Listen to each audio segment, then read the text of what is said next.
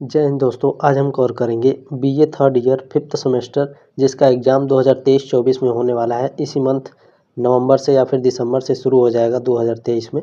ठीक है, एजुकेशन शिक्षा शास्त्र की बात करेंगे दोस्तों। पेपर का नाम है भारतीय शिक्षा में मील के पत्थर और नए आयाम। पेपर कोड देख लेंगे दोस्तों। पेपर कोड है EDU 301 यानी EDU 301। 40 महत्वपूर्ण बहुविकल्पी प्रश्न है दोस्तों। जो EDU 301 है इसके पहले भी मैंने दोस्तों एक क्लास कराया, ठीक है। ये दूसरा क्लास है, ठीक है। यूनिट दूसरा है, दूसरा क्लास दूसरा यूनिट है दोस्तों। पहले क्लास का और पहले यूनिट के वीडियो का लिंक आपको डिस्क्रिप्शन में मिल जाएगा। आप लोग इस क्लास को देखने के बाद उसे भी देख लीजिएगा, ठीक है दोस्तों।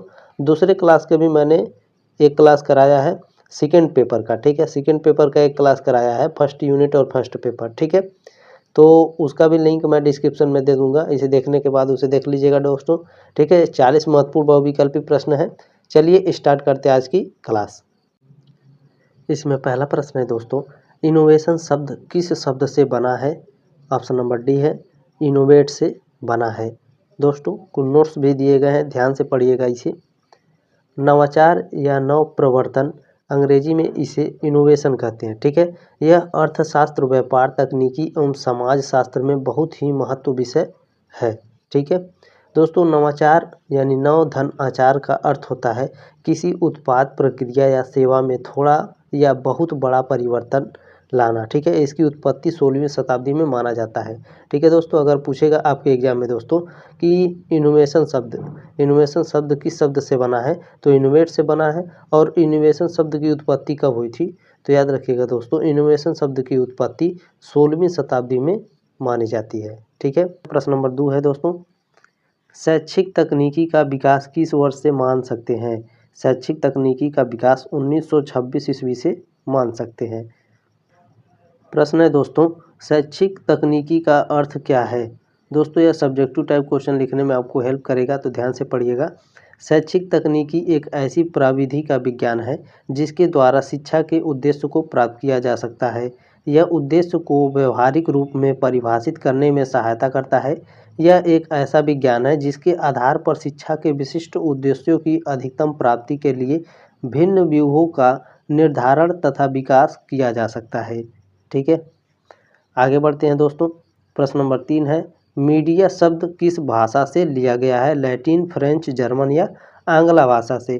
तो दोस्तों मीडिया आंग्ला भाषा से लिया गया है, ऑप्शन नंबर डी है। आगे बढ़ते हैं। प्रश्न नंबर 4 है, शैक्षिक तकनीकी के रूप हैं। शैक्षिक तकनीकी के रूप है दोस्तों व्यवहार तकनीकी, अनुदेशन तकनीकी, शिक्षण तकनीकी, यानी ऑप्शन नंबर डी है उपर्युक्त सभी, ठीक है। आगे बढ़ते हैं। प्रश्न नंबर 5 है दोस्तों, शिक्षा का मौलिक अधिकार कब लागू हुआ?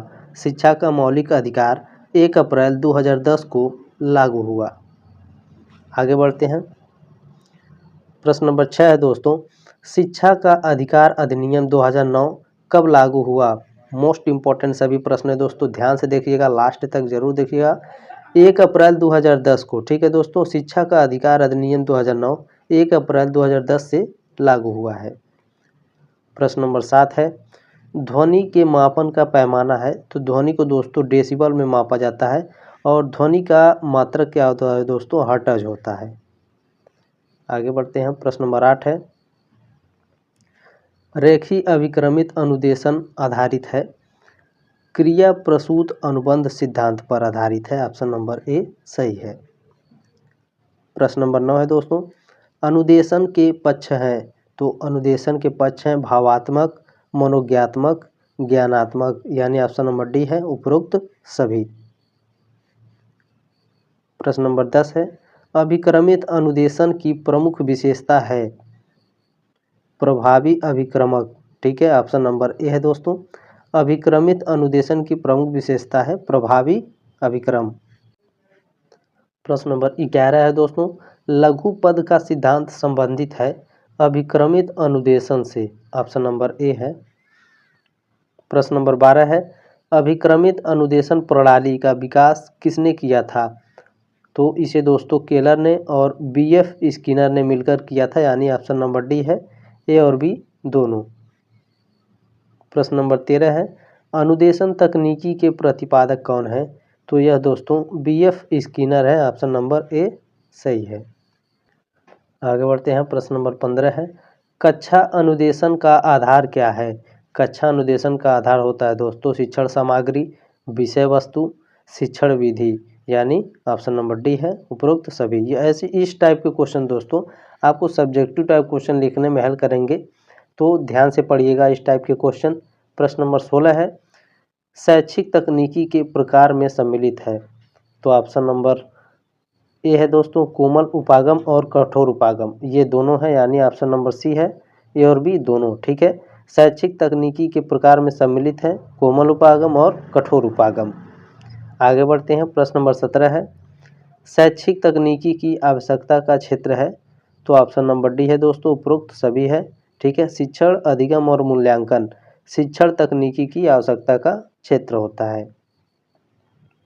दोस्तों इस क्लास को जरूर शेयर करिएगा व्हाट्सएप पर अपने दोस्तों के साथ। छठे सेमेस्टर के लिए अभी सब्सक्राइब कर लीजिए दोस्तों, ताकि ज़बरदस्त तैयारी कर सके छठे सेमेस्टर में भी। ठीक है, प्रश्न नंबर 18 है, किसने शिक्षा तकनीकी को 3 प्रमुख उपागमों में वर्गीकृत किया है? तो दोस्तों रॉबर्ट ने। आगे बढ़ते हैं। प्रश्न नंबर 19 है, शैक्षिक प्रौद्योगिकी शब्द का सर्वप्रथम प्रयोग किसने किया था? तो दोस्तों यह ब्रायन मोर ने किया था। ऑप्शन नंबर सी है। प्रश्न नंबर 20 है दोस्तों, शैक्षिक तकनीकी की आवश्यकता किस क्षेत्र में है? शिक्षण के क्षेत्र में, अधिगम के क्षेत्र में, मूल्यांकन के क्षेत्र में? दोस्तों उपरोक्त सभी क्षेत्रों में है। ठीक है, शैक्षिक तकनीकी की आवश्यकता इन सभी में है, शिक्षण के क्षेत्र में, अधिगम के क्षेत्र में और मूल्यांकन के क्षेत्र में। इस प्रश्न को ध्यान से पढ़िएगा दोस्तों। ठीक है, आपको सब्जेक्टिव टाइप क्वेश्चन लिखने में हेल्प करेंगे बहुत ही क्वेश्चन। प्रश्न नंबर 21 है, किसने कहा है शैक्षिक तकनीकी सीखने के मनोविज्ञान का विस्तृत प्रयोग शिक्षक की व्यवहारिक समस्याओं के लिए है? यह किसने कहा था दोस्तों? तो यह IK डेविस ने कहा था। सभी मोस्ट इंपॉर्टेंट प्रश्न है दोस्तों, ध्यान से देखिएगा। प्रश्न नंबर 22 है, शैक्षिक तकनीकी बल देती है? शैक्षिक तकनीकी अनुसंधान पर बल देती है, क्रियात्मकता पर बल देती है, व्यवहारात्मकता पर बल देती है, यानी ऑप्शन नंबर डी है उपरोक्त सभी। प्रश्न नंबर 23 है, शैक्षिक तकनीकी की प्रकृति कैसी है? कला है, विज्ञान है? तो दोनों दोस्तों है, सॉरी दोस्तों ये दोनों है। ठीक है, कला और विज्ञान दोनों, ऑप्शन नंबर सी सही है। प्रश्न नंबर 24 है दोस्तों, ध्यान से देखिएगा, मोस्ट इंपॉर्टेंट प्रश्न है, इनमें से कौन प्रौद्योगिकी एवं इंजीनियरिंग पाठ्यक्रम को मान्यता प्रदान करता है? तो दोस्तों यह ऑप्शन नंबर बी है, AICTE। ठीक है, इसका फुल फॉर्म भी पूछेगा दोस्तों आपसे एग्जाम में, तो ध्यान दीजिएगा। इसका फुल फॉर्म होता है दोस्तों AICTE का all India council for technical education. ठीक है, इसको हिंदी में बोलते हैं दोस्तों अखिल भारतीय तकनीकी शिक्षा परिषद।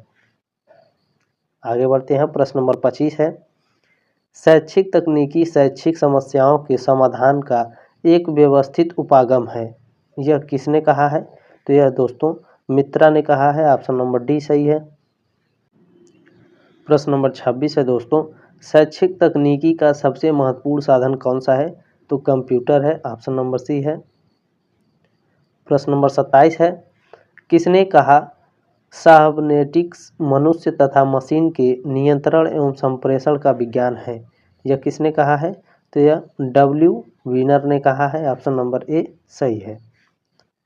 प्रश्न नंबर 28 है, लुम्सडेन ने शैक्षिक तकनीकी उपागम वर्गीकृत किया है?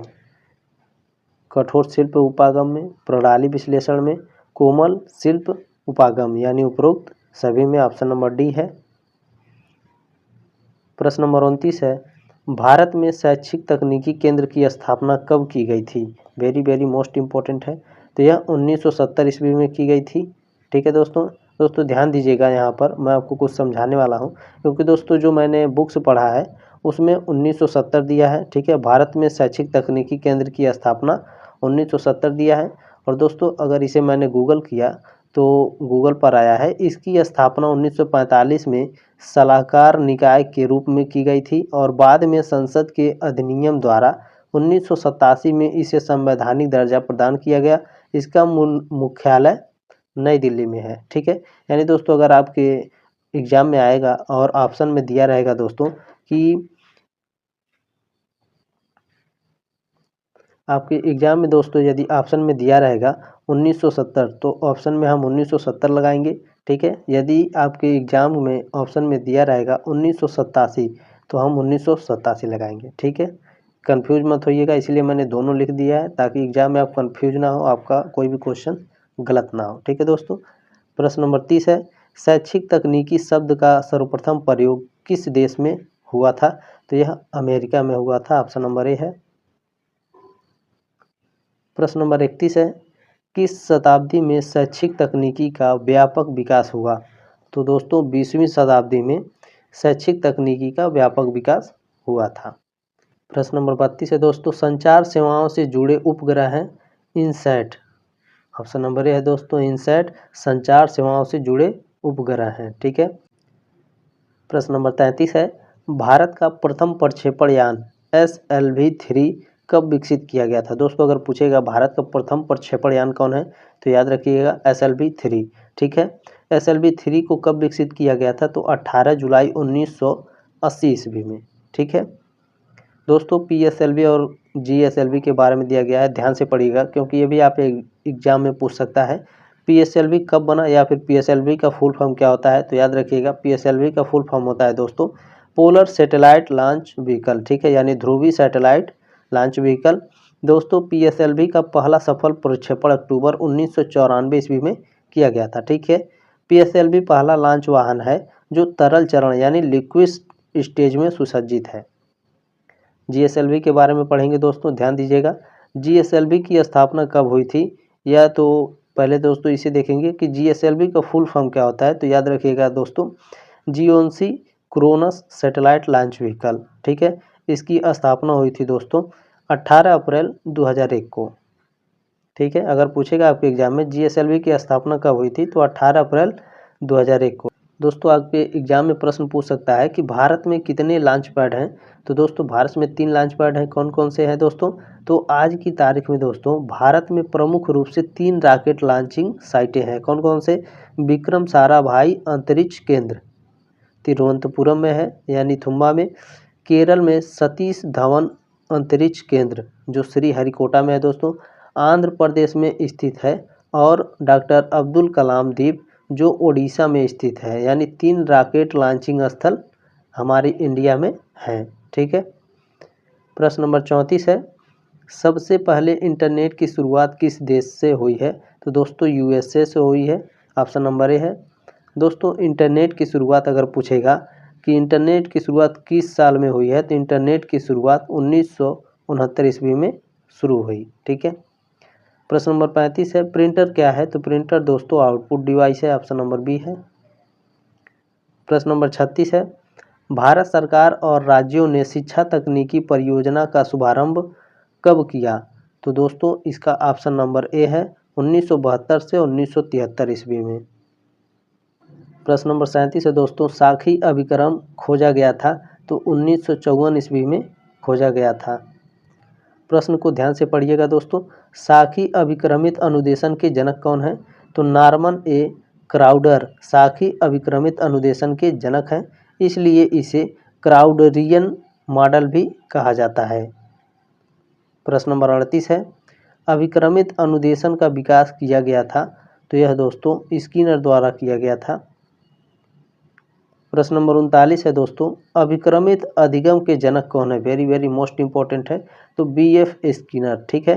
BF स्किनर अभिक्रमित अभिगम के जनक हैं, ठीक है। प्रश्न नंबर 40 है, साखी अभिक्रमित अनुदेशन के प्रतिपादक कौन है? तो दोस्तों नॉर्मन ए क्राउडर, ऑप्शन नंबर सी सही है। दोस्तों क्लास अच्छा लगे तो एक लाइक जरूर कीजिएगा, चैनल को सब्सक्राइब कीजिएगा ताकि छठे सेमेस्टर में भी आप हमारे साथ जुड़े रहें, ठीक है दोस्तों। मिलते हैं अगले क्लास में, तब तक के लिए जय हिंद, वंदे मातरम।